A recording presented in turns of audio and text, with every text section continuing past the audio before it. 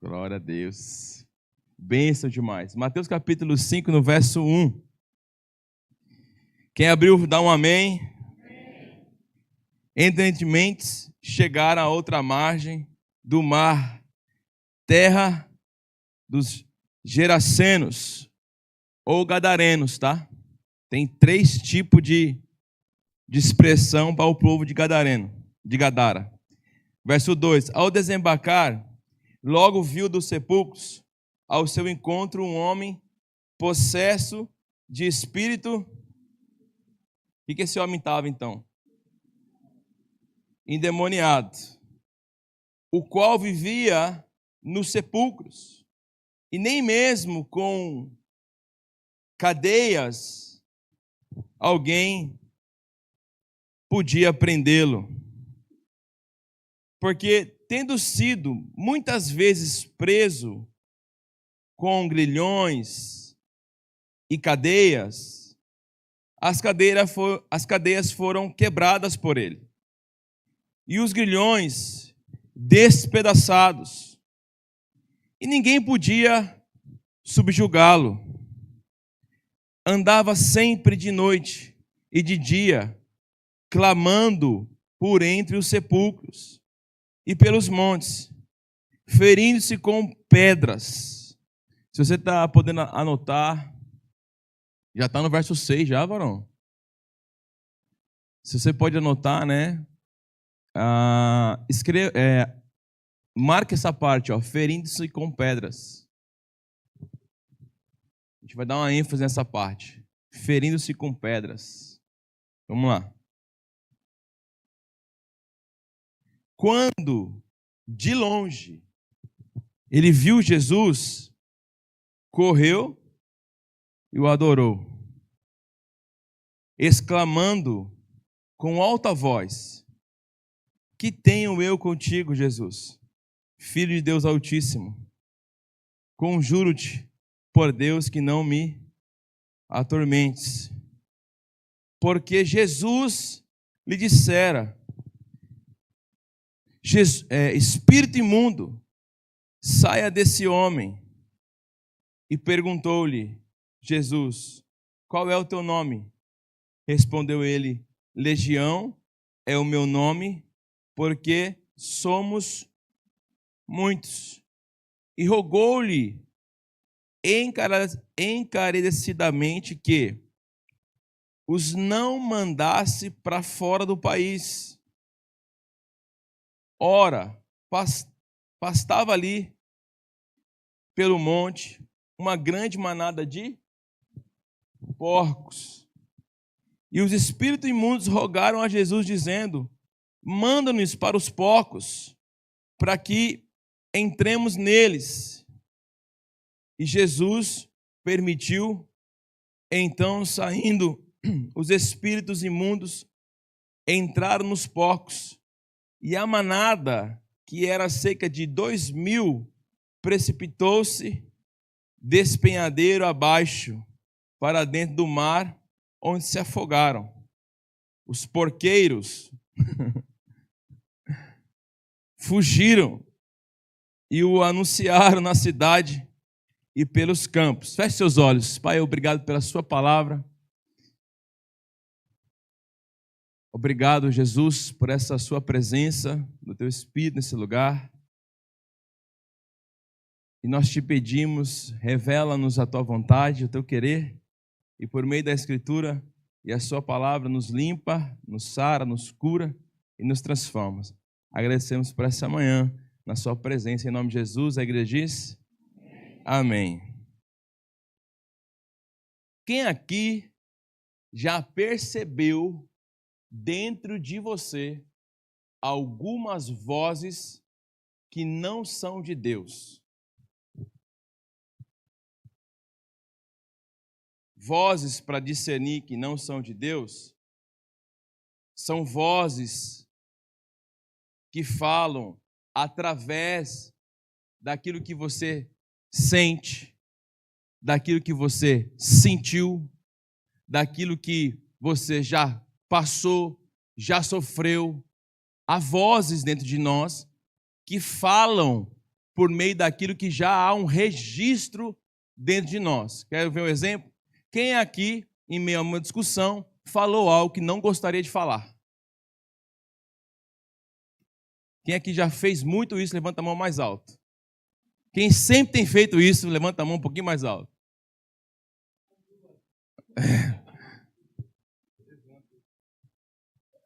Paulo expressa que aquilo que ele não quer fazer, ele faz, e aquilo que não quer, e aquilo que quer, ele não faz. Há uma dificuldade muito grande na nossa existência por sermos um ser tridimensional. Somos físico, somos alma, somos espírito. Nós estamos o tempo todo interagindo no mundo espiritual, mesmo sem a consciência ou o entendimento. O maior desafio na vida de uma pessoa, na vida de alguém, ela é ser analfabeto espiritualmente. Porque ela não consegue discernir vozes. Ela não consegue discernir onde está o limite do sentimento. Onde está o limite da ação, da atitude. Tanto é que tem gente que vem para o culto para dormir. Porque não entendeu onde estão os limites do físico. Então, o tempo todo, nós estamos interagindo com o mundo espiritual e com o mundo físico. Então, qual é a curiosidade disso? A curiosidade é, qual voz dentro de você obedece? E lendo esse texto, está um silêncio hoje, né, gente? Estão todo mundo concentrado, está o calor. Dentro desse texto, nós estamos falando de um homem. Ele é conhecido como o endemoniado de Gadara, né? Ele é conhecido como o homem que tinha muitos demônios sobre ele.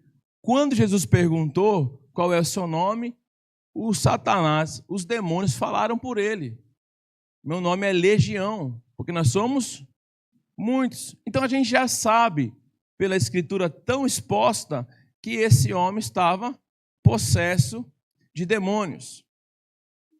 Mas quando nós olhamos para o texto, nós vamos ver que ele estava andando nu.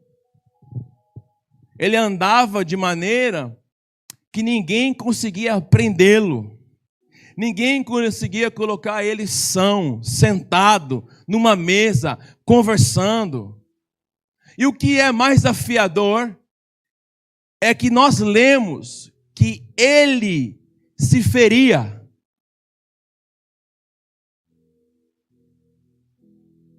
Ele, por si só, se machucava.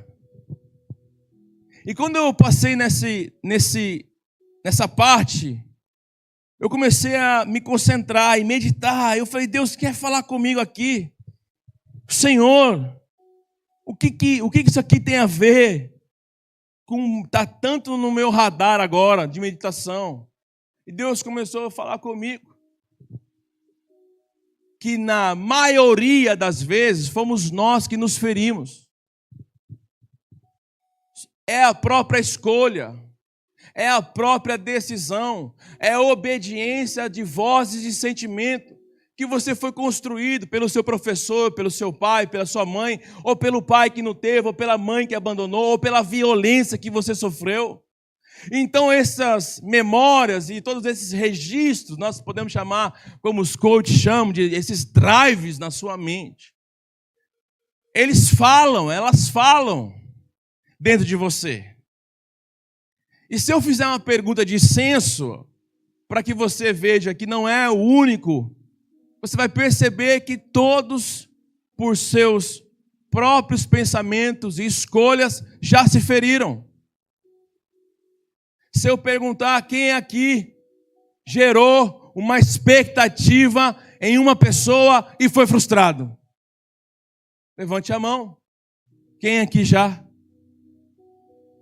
Então, não foi a pessoa que te feriu, foi a expectativa que você gerou diante desta pessoa. foi a expectativa do Japão lá no Brasil que você criou, que lhe feriu hoje, na indústria que você trabalha, nas condições que a cultura nos coloca e nas condições que ela nos delimita, porque achávamos que saindo do Brasil, estando no Japão, muitos, não todos, teriam um nível de liberdade financeira maior. Mas o problema é que nós não sabíamos que quanto mais eu ganho, mais eu gasto. Nos ferimos pela irresponsabilidade de escolhas. Nos ferimos pelas expectativas que nós colocamos. E eu tive que começar a blindar meu coração. Por exemplo, se eu estou no culto ministrando, uma pessoa está dormindo, ela está tentando me ferir, mas me fere porque quem perde é ela.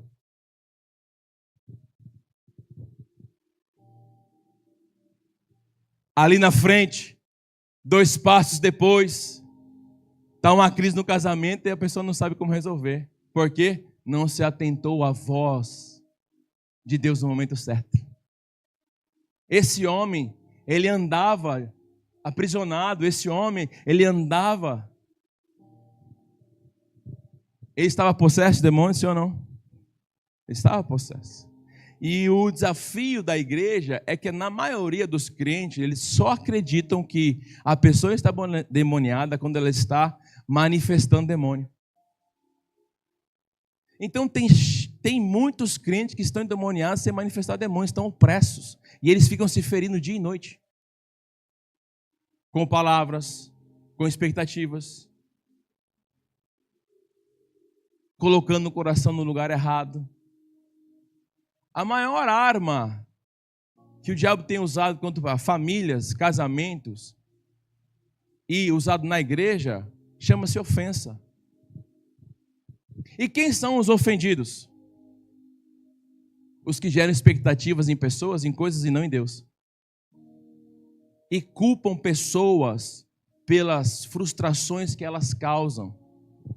Culpam sempre o outro. E a Bíblia vai dizer, quando você vai ceiar, você deve se olhar. Tudo que o Senhor Jesus nos ensinou é dizer, você vai ter que amar, dar a sua vida, ajudar o seu próximo, e todos os defeitos nunca estarão nas outras pessoas, sempre estarão em você. Leia as Escrituras e você vai ver como você é o culpado e não a vítima. Leia nas Escrituras como o Senhor se comporta de que você é o culpado, porque todas as dores que você possa ter vivido, sofrido, experimentado, todas elas ele experimentou.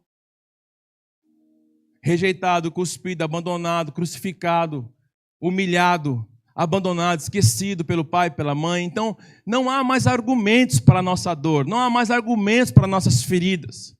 E há muitos crentes que estão vivendo em sepulcros, porque todo aquele que se fere anda com os mortos. E hoje o que nos falta é relacionamento morto. Hoje o que nos falta é você ter lugares onde pessoas estão mortas espiritualmente. Nós encontramos apoio, nós encontramos, escute bem o que eu vou dizer, muitas das vezes nós estamos na igreja e um irmão não estende a mão para nos ajudar ou não nos pergunta como estamos. Aí alguém que é da fábrica faz isso, aí você acha, melhor mesmo é as pessoas fora da igreja. Judas beijou Jesus. O traiu, sim ou não? O traiu ou não? E se não fosse Judas, onde é que você estava hoje? Porque o traidor levou Jesus para a cruz, mas o amigo estava dizendo assim, não, Senhor, não vai te acontecer isso aí não. Estava impedindo Jesus de ir para a cruz. Cuidado com as pessoas que dão palavras de carinho, de amor e falam, eu estou aqui com você. Porque todas as vezes que Deus nos coloca num processo de dor, num processo de trabalho dele, quando ele coloca no deserto, ei, ele tem um propósito para você. E sabe o que Jesus chamou Pedro? Cuidado com essa voz. Ó, você anda muito cansado. Por que você não fala para não ir no culto? Você está muito cansado. Por que você não fala para não fazer célula? Você está muito cansado. Eu quero cuidar de você. Você está se dedicando muito. Você só cuida das coisas da igreja. Aquela voz vindo no teu ouvido. Jesus é: se quer vir após mim, nega a si mesmo, toma sua cruz e siga-me. E de fazer. Quem não faz discípulo está sendo influenciado por Satanás. Porque a Bíblia diz em João capítulo 15, verso 15, que o meu Pai é glorificado, que vão e deem muitos. Então o que o inimigo quer é só que você seja salvo mesmo. Que você fique passivo, de braços cruzados, sentado, sem fazer nada. Aí sempre vai vir alguém e falar assim: ô meu irmão, você está muito cansado, vem aqui comigo. O Senhor nunca, para os homens de Deus, ficou passando a mão na cabeça ou botando a mão no ombro. Se queres, venha para a cruz. E quando Pedro tentou parar o propósito, Satanás estava por trás. Cuidado com os elogios. Cuidado com as palavras que acariciam a sua alma. Aí você fica chateado com o irmão da igreja, você procura o irmão lá fora. Aí você conversa com uma pessoa. Aí aquela pessoa fica com aquelas palavras bonitas. Vem pregar na minha igreja. Vem pregar aqui, vem. Vem aqui, vem. Te tira do propósito, te tira do centro da vontade de Deus. Todas as vezes eu sempre falo para as pessoas mais próximas de mim: o elogio e a crítica têm as duas finalidades, a mesma finalidade, te derrubar. Eu estava num pastor sentado na mesa, conversando com ele na mesa, e eu falei: pastor, cuidado quando você recebe elogio. Eu mostrei um elogio no meu celular para ele e falei assim: ó, eu tomo cuidado com isso aqui, ó. Quantas vezes a gente escuta: você está muito cansado, deixe de fazer isso, deixe daquilo. Jesus chamando para a cruz, e tem gente dizendo assim: não vai para a cruz não. O que Jesus falou para Pedro? Arreda-te. E para Judas: vai e faça logo o que tem que ser feito.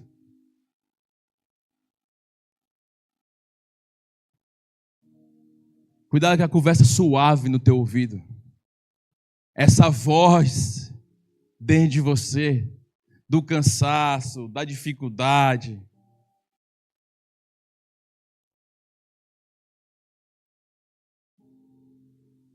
E o que esse homem fazia? Se feria. Por que ele se feria, pastor? Porque ele estava longe da presença de Deus. Quem aqui já conheceu, ou já ouviu falar, ou já viu as pessoas tudo se cortando assim, cortadas, com cicatrizes no braço? Levanta a mão assim. Por que ela faz isso? Porque ela é endemoniada? Também. Possa ser que ela esteja assim. É quase 99% de chance que ela está opressa. Porém, ela está se ferindo por causa da voz que soa na emoção dela: meu pai me abandonou, minha mãe não me ama. E ela vai. 73% do suicídio no mundo é homens que cometem. Por quê? Vozes da dor, vozes do trauma, vozes da decepção por ter tentado um empreendimento, faliu. A vergonha de ter errado, a vergonha da condição financeira. Há uma opressão demoníaca, sim, sobre vidas e almas e pessoas e famílias. Existe, sim, essa dificuldade, essa luta. Mas as feridas, escute, eu quero falar isso para vocês. As feridas, 4 coisas aqui, ó, da onde vem as feridas. A primeira, expectativa em pessoas. Todas as vezes que eu me feri, foi expectativa no casamento, expectativa com filhos, expectativa com ovelha, expectativa com pessoas, com pastores, com líderes, foi expectativa. Pode ver se o fruto, a raiz da dor, a raiz da ofensa, a raiz não é uma expectativa que você criou. Eu estava vendo até um pastor falar: quem foi que inventou que você deve comer com o garfo na mão esquerda e com a faca na mão direita? E isso é etiqueta para sentar nas mesas de pessoas de alto nível? Vamos lá, quem foi que inventou? É tão bom cortar com a esquerda e comer com a direita? Quem aqui tem o garfo na mão direita, levanta a mão. Graças a Deus que é a maioria. Garfo na mão direita, faca na esquerda, não é assim? E o bife é assim, a faca assim, todo doido. Mas a gente sabe que não que é uma regra, porque você tem que cortar a carne e botar a faca de lado. São etiquetas que a gente sabe que foi colocado, mas no fim, qual a finalidade? Para quê, né? Mostrar elegância. Então são coisas que a gente vai gerando uma expectativa. Então quer dizer que se eu sento com uma pessoa de alto nível, se eu não cortar, ele vai olhar para mim e falar, essa pessoa aí, hein? E a gente quer se adequar.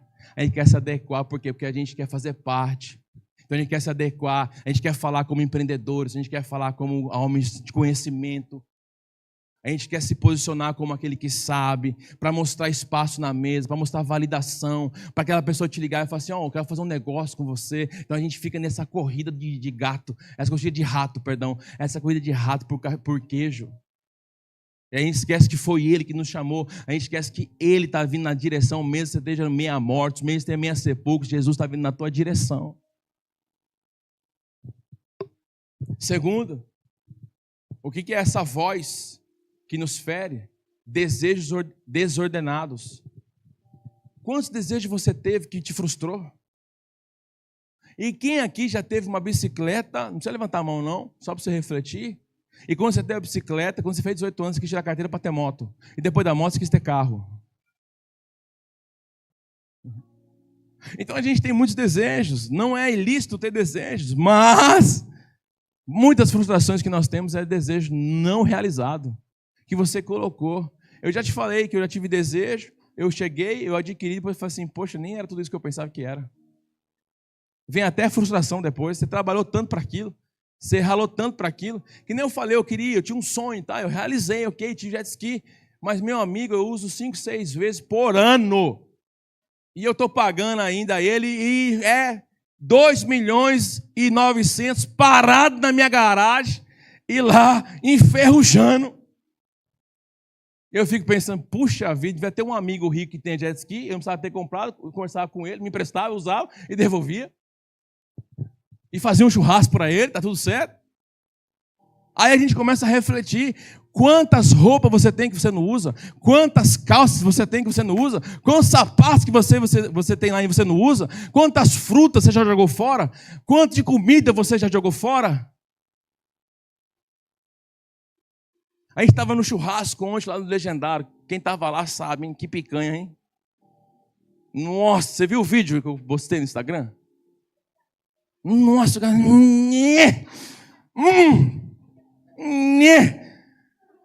Foi uma guerra, meu amigo. Os caras da cozinha estavam dizendo assim, esses homens desceram da montanha, foi agora. Ué, vocês ficaram 3 dias sem comer na montanha? Cara? Porque, mano, não parava assim, velho. Eu nunca vi, mano, Moisés e Nicolas e Yudi. Meu Deus, se fosse meus filhos, eu ia ter gosto de pagar. Falei, vem aqui, vamos ali na churrascaria, vou pagar a você. Porque, meu irmão, olha, o cara veio com o espeto vazio, vem também, espeto vazio. Não tem problema não. Eu olhava e nha! Eu tive que pegar a picanha da mesa do outro, porque não chegava na minha mesa. Quem estava lá sabe, foi ou não foi? Meu amigo, os caras de Gifo. Não, eles passaram por algum país desse aí, bar, que não tinha comida. Mas quando chegou a minha vez, eu estava ficando frustrado, tá, gente? Que não chegava nunca. Aí eu até falei, você não quer que eu sou o coordenador desse negócio aqui. Não volto mais aqui não, brincando, né? Aí ele veio, mas você viu o vídeo? Você viu, gente? O duro, sabe que é coisa ruim em mim? É que no dia que eu como, beleza. Mas eu sinto vontade no outro dia. Quem aqui faz churrasco e fica vontade no outro dia? Quem tem isso? Eu pensei que eu era meio doido. Aí no dia você não come muito, mas depois no outro dia dá vontade de comer. Sei lá, parece um vício disso de açúcar, aquele negócio. Mas na hora que eu vi, meu Deus, mas pingava assim, sabe? Eu daqui, garoto. Quem quer a parte de dentro, a parte de lá? Tem todas as partes, me dá. É desejo, né? E a gordura vai para onde? É nha, mas aqui, nha. Não, pastor, a gordura não engorda. Tá bom, não engorda, mas também não ajuda a emagrecer.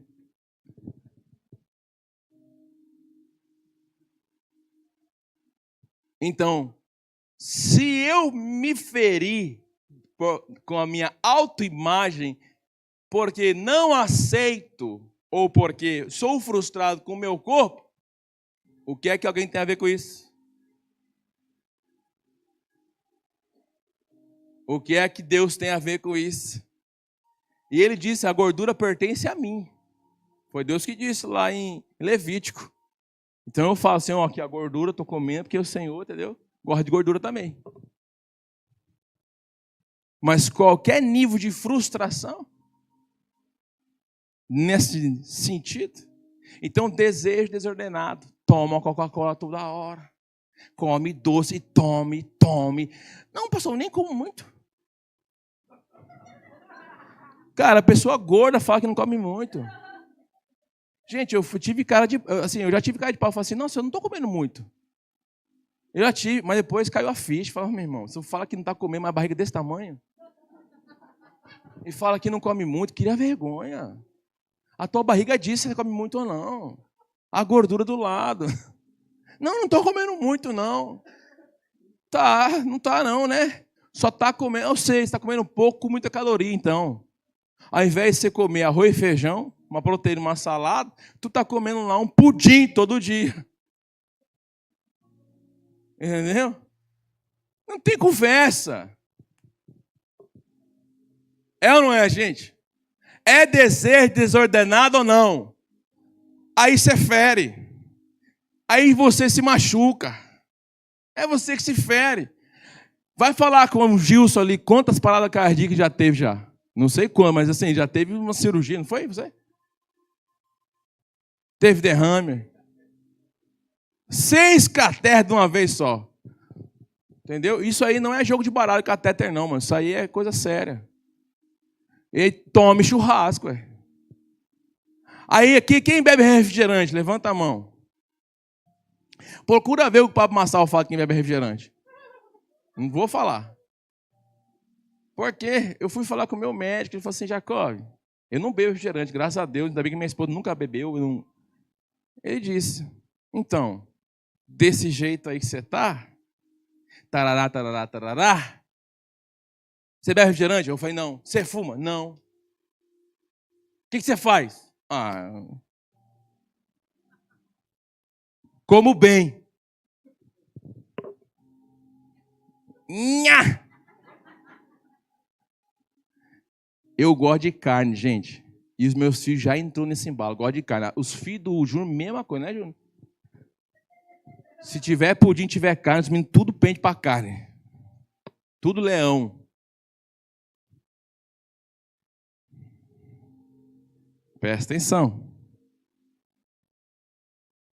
A criança, desejo desordenado. A criança que come desenfreadamente, é culpa dela ou do pai? Tem mãe que tem filho recém-nascido, pensa que todo choro é mamar.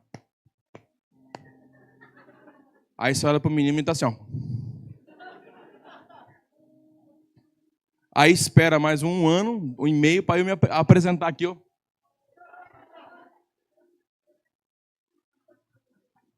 Responsabilidade é de quem? Não, mas meu filho gosta de comer. E por acaso ele sabe o que é bom, o que é ruim, a quantidade que deve comer? Em casa sempre foi regrado. E a gente evitou botar panela na mesa. Panela na mesa é tentação, põe tudo na mesa, né? Aí você fica, mais um pouquinho, mais um pouquinho, mais um pouquinho, mais um pouquinho. Aí o primeiro prato é um pouquinho, mas foi 5 daquele. 5 feijão, uma coxinha de feijão, uma colherzinha de arroz, um bife. Mais um pouquinho, de feijão. Aí faz 5 vezes o rodízio. Então tira a panela da mesa, meu irmão. Quer pegar, você vai sentir assim, eu tenho que ir lá na cozinha pegar, a gente vai dar uma impedida. Os meninos têm que ser regulados. Eu não entendo casa que tenha biscoito recheado. Eu não entendo. Na era que nós estamos, No nível de conhecimento que nós estamos, tem gente que dá biscoito recheado. Formiga não come, barato não come, rato não come, e a gente come. Quer dizer, formiga come. Verifica como que está. Por quê? Porque tem crianças nossas e adolescentes que sofrem bullying na escola. Aí nós temos que administrar a alma dos nossos filhos. E eu estou falando de coisas que são tangíveis, coisas que eu posso controlar. Às vezes a gente é perseguido por causa da nossa cor, a gente é perseguido por cabelo, beleza. São não tangíveis. O problema é que a gente está se ofendendo com os tangíveis, com aquilo que a gente pode coordenar, com aquilo que a gente pode orientar.